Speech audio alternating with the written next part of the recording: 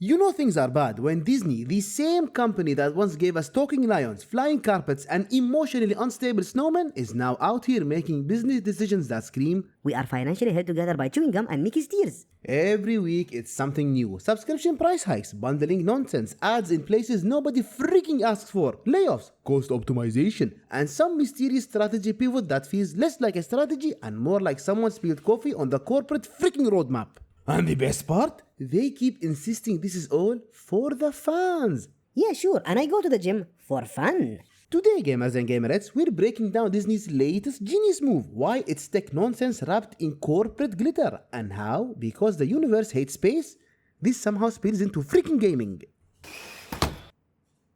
So, here's the news, guys. Disney has decided it wants to restructure operations. Which, in other words, they are freaking panicking. Now, depending on the exact flavor of mess this week, it's usually some combination of slapping ads into more subscription tiers, merging platforms to improve user experience, firing half a department while claiming growth, or making tech decisions nobody freaking asked for, like for example, rolling out AI tools that animate Mickey's facial muscles, even though we are in the corner screaming, "Please no, it looks freaking haunted." Disney, they're claiming this is all part of an innovation plan, which is weird because innovation, well, usually involves, improving things. Instead, Disney's version is more like holding together failing products and hoping investors don't notice the freaking smoke. Oh, and here's the twist, guys.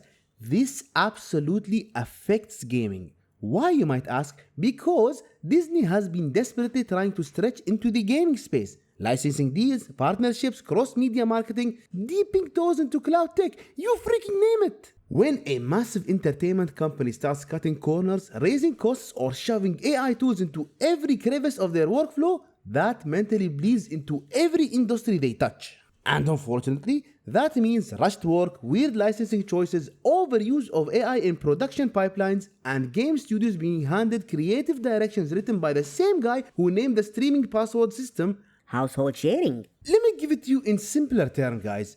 Disney tinkers with tech, tech breaks, gaming gets the freaking bill. Great, now you're all caught up with the news. Now let's talk about Epic Games. Because whenever a media giant sneezes, Epic somehow catches the flu or profits off it.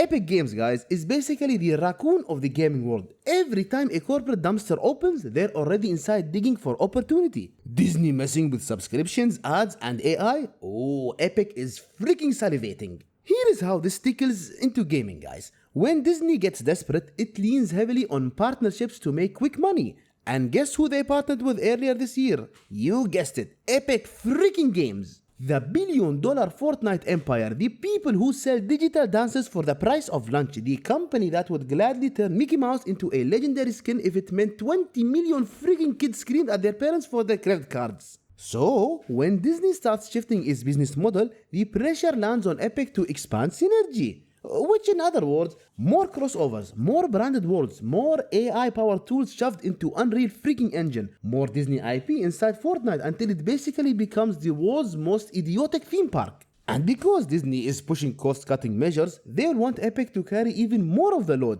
meaning Epic will accelerate every tool, every workflow improvement, and every partnership that lets them produce content faster and cheaper. Disney fumbles, Epic hustles, the industry shifts. Game studios start feeling the pressure to match Epic's speed. Smaller developers get swallowed by big tech expectations. And the consumers, well, we get ads on streaming services and battle passes that feature Elsa holding a freaking shotgun. Here is where Epic gets freaking diabolical. Because while Disney is busy setting fire to its own wallet, Epic sees an opportunity to spread Unreal Engine like a virus with great lighting effects. Epic's dream is simple. Every game, every movie, every show, every animation, every theme park render, all of it running through Unreal. And Disney's problems are the perfect doorway. Disney wants cheaper tools. Unreal is cheaper than building tech in-house. Disney wants faster productions. Unreal has real-time rendering. Disney maybe wants to cut labor costs. Unreal is extremely AI-friendly. Disney wants to claim they are innovating. Unreal makes everything look good enough to fool shareholders. So what happens?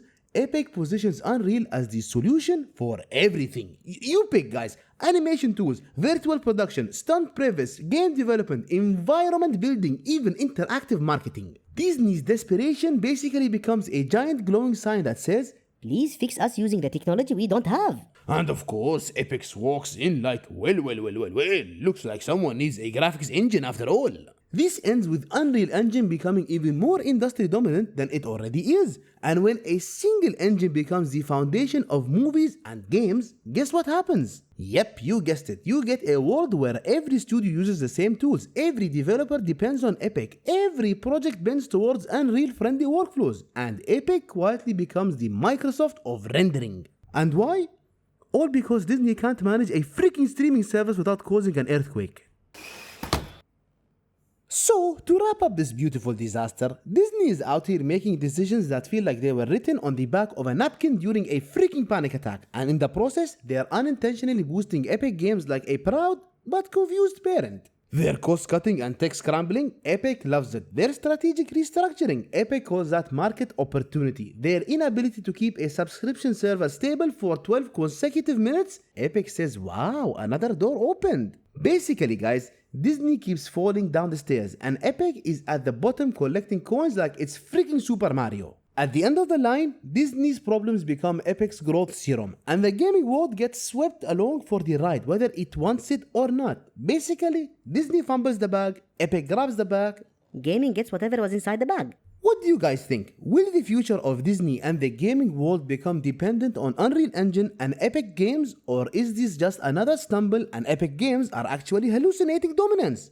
Probably the latter. Drop your thoughts down below, and I will stop Evil Mickey from dominating you. And guys, thank you once again for watching the video. If you enjoyed it, please consider leaving a like and subscribing for more content in the future. Take care and I'll see you in the next one.